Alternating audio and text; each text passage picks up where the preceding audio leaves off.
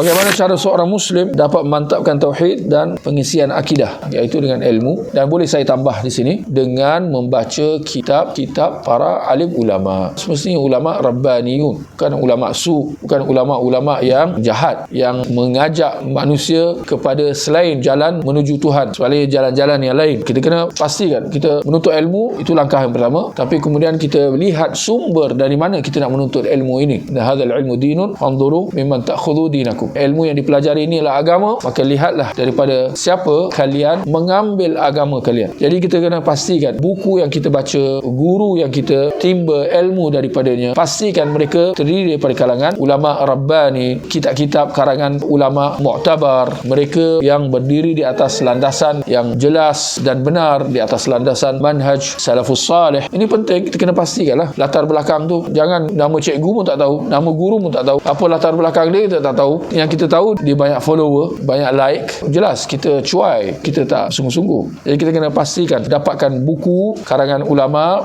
rabbani, ulama yang berdiri di atas manhaj yang benar, manhaj salafus salih. Itu cara dia, insya-Allah.